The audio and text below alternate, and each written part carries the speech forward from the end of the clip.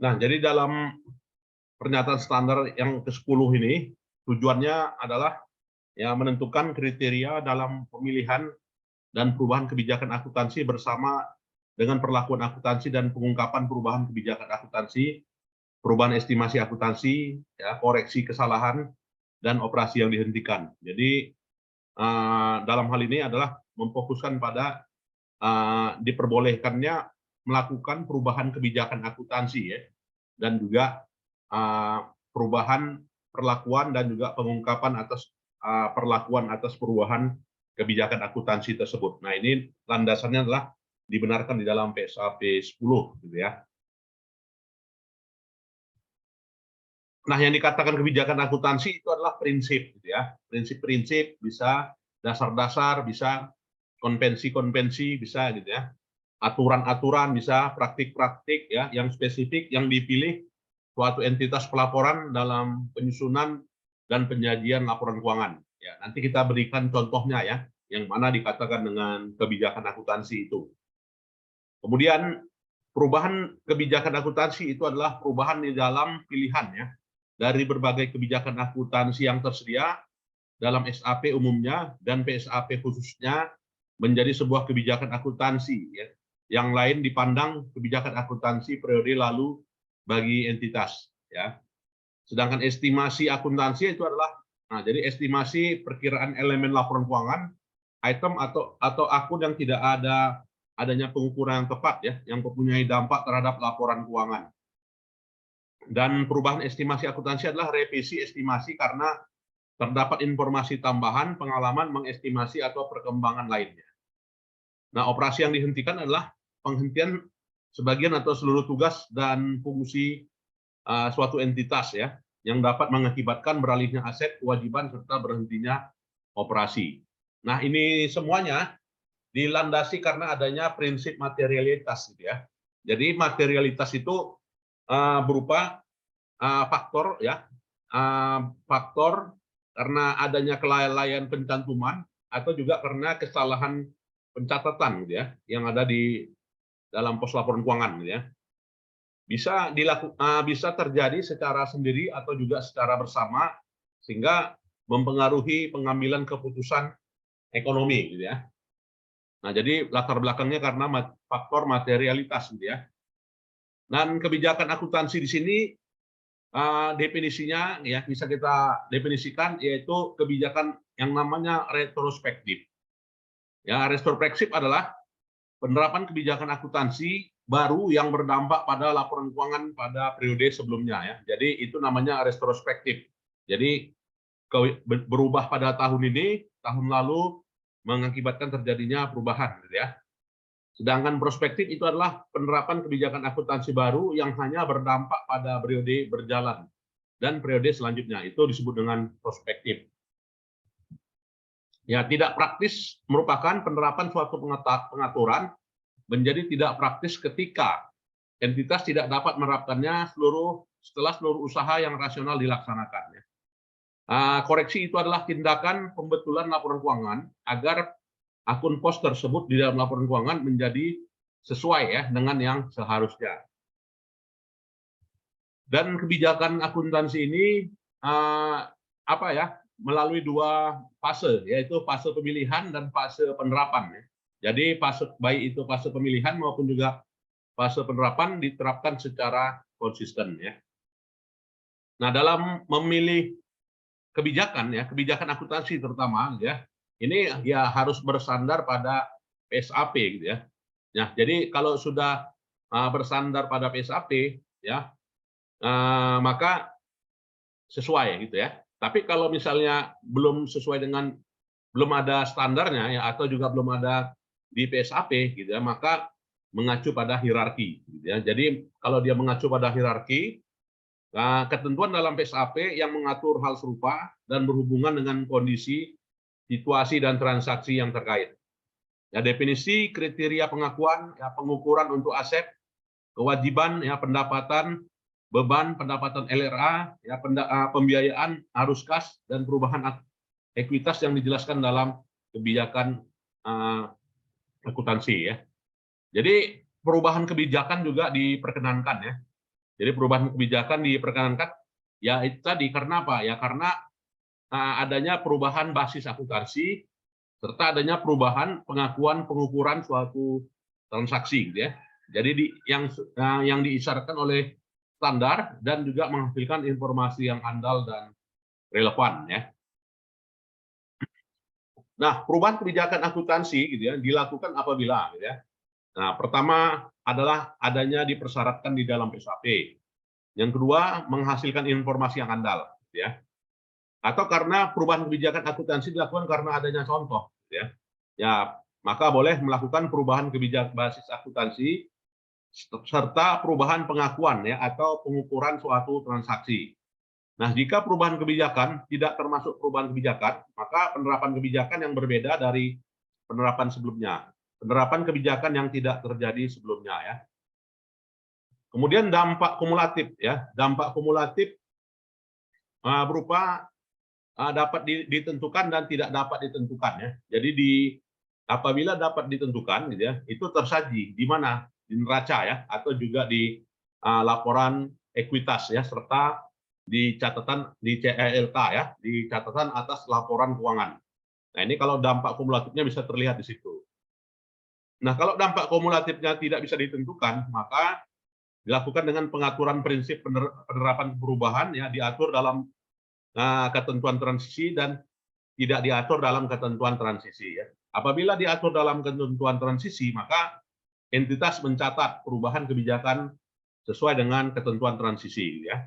Kalau tidak diatur, maka apa ya?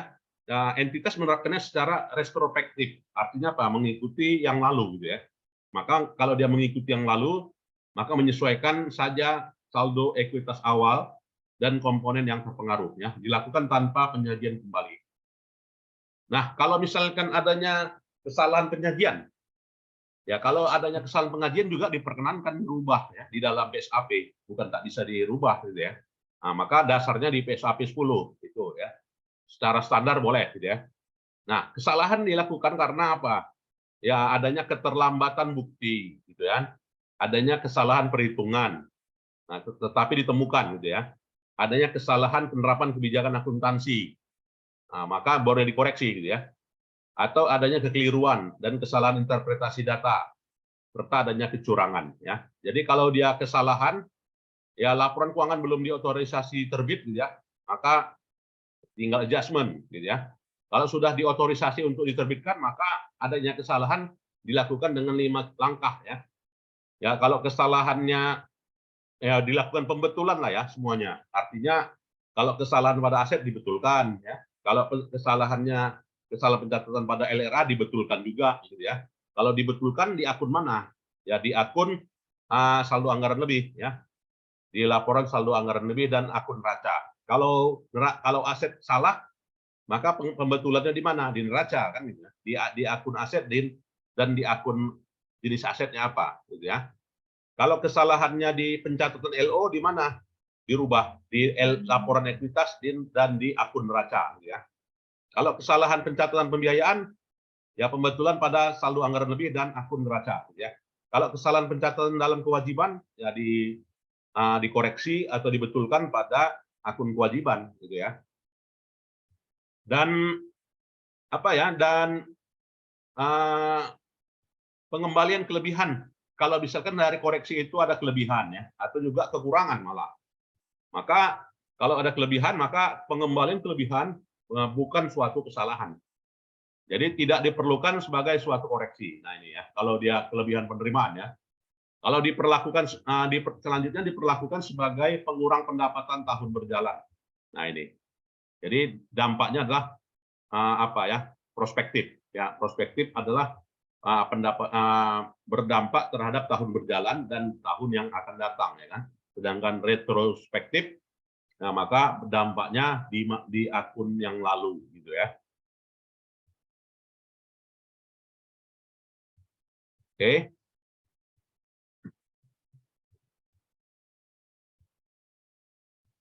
Mungkin kita lihat.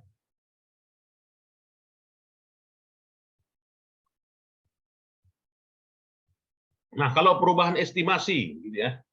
Jadi kalau perubahan estimasi misalnya apa? Ya perubahan estimasi karena adanya apa persediaan yang usang ya, atau karena adanya piutang gitu kan. Piutang itu juga ada estimasinya kan yang disebut dengan aging receivable gitu kan. Pengestimasian umur piutang gitu kan. Maka dampaknya kemana nantinya? Dampaknya kepada penyisian piutang. Jadi di situ eh, ada terjadi perubahan estimasi gitu ya. Jadi biasanya di persediaan ya, kemudian juga di piutang ya, atau juga masalah penyusutan gitu ya, atau juga amortisasi, atau juga di pendapatan pajak ya, dan juga di kewajiban garansi. Dan perubahan estimasi juga berdampak pada dampaknya pada estimasi akuntansi ya. Jadi disajikan secara prospektif di masa yang akan datang ya. Nah, ini untuk estimasi itu pasti perubahannya di masa yang akan datang ya. Jadi dilakukan perubahan pada aset, kewajiban atau ekuitas pada periode yang berjalan ya. Nah, kalau operasi yang dihentikan diperkenankan juga ya secara standar. Nah, artinya perubahan operasi yang dihentikan karena apa? Karena laporan akuntansi dihentikan operasionalnya ya berdasarkan peraturan ya, atau penghentian tugas, adanya fungsi ya, kegiatan, program, proyek yang signifikan mempengaruhi laporan keuangan. Ya misalnya dulu apa gitu ya, ada unit ULP katanya, sekarang sudah tidak ada, maka dihentikan.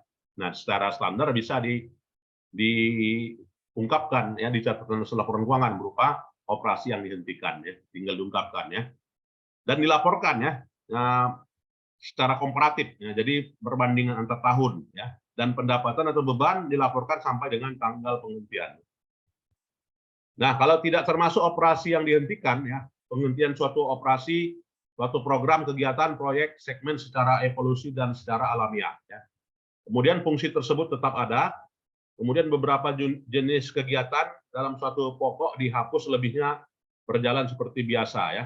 Kemudian menutup suatu fasilitas yang pemanfaatannya amat rendah dalam rangka menghemat biaya, menjual sarana operasi tanpa mengganggu operasi tersebut. Nah, jadi kesimpulannya ini ya. Nah, inilah kesimpulannya.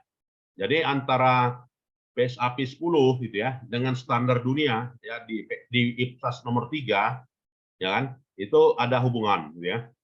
Ada hubungan, artinya diperkenankan gitu ya. Jadi perlunya pengaturan terkait hierarki yang mengatur sumber-sumber yang dapat digunakan dalam mempertimbangkan pengembangan dan penerapan suatu kebijakan akuntansi yang tidak diatur sebelumnya ya.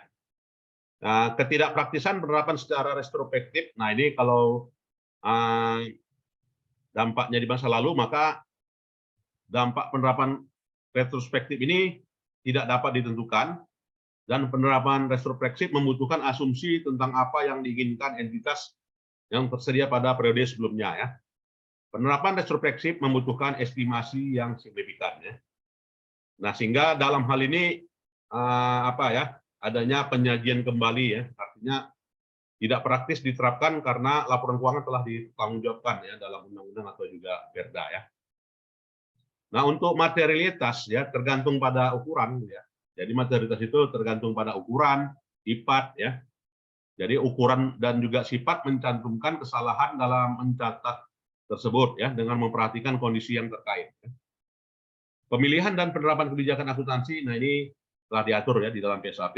Sedangkan untuk koreksi, nah pengaturan jenis kesalahan terbagi menjadi kesalahan berulang, tidak berulang, serta sistematik. Jadi harus dikelompokkan terlebih dahulu gitu ya. Ya, jadi misalnya persediaan ya, perubahan dari metode LIFO ya ke metode average. Nah, itu diperbolehkan ya. Berarti perubahan kebijakan, perubahan sistem akuntansi kategorinya ya. Oke.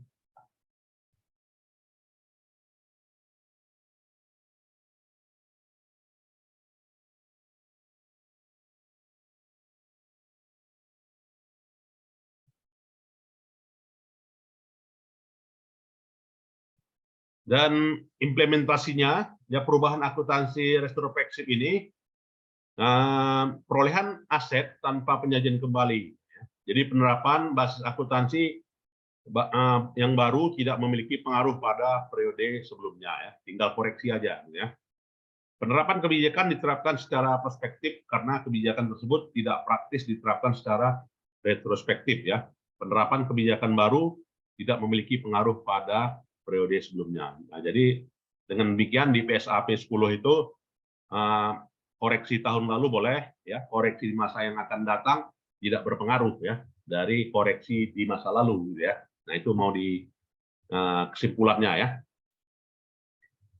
Nah, ini contohnya, ya, bagaimana contoh koreksi. Ya, misalnya salah catat aset, ya. Misalkan aset dicatat 1 miliar, ya. Tapi harusnya 900 juta, gitu kan.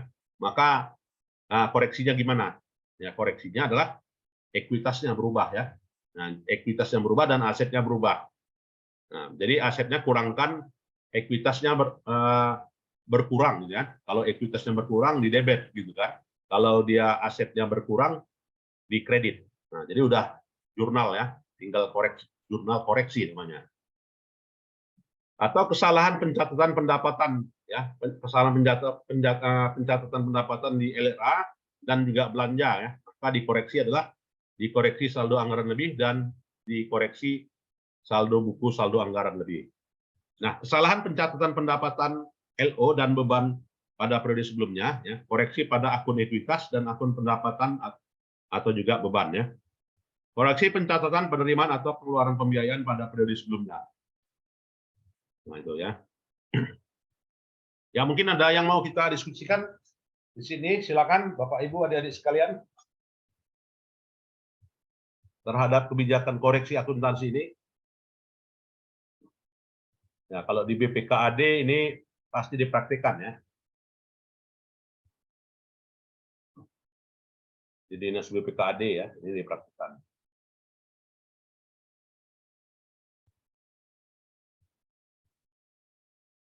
Ada?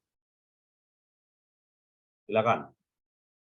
Ya, baik, kalau tidak ada, saya kira itu saja lah, ya, pertemuan kita di siang hari ini. Kita lanjutkan di minggu berikutnya, ya. Baik. Udah di absen? Silakan di print screen, Komting.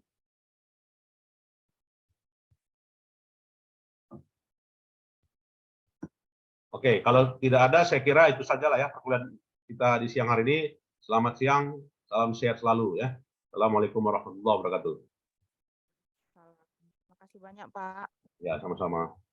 Ya, boleh meninggalkan ruangan.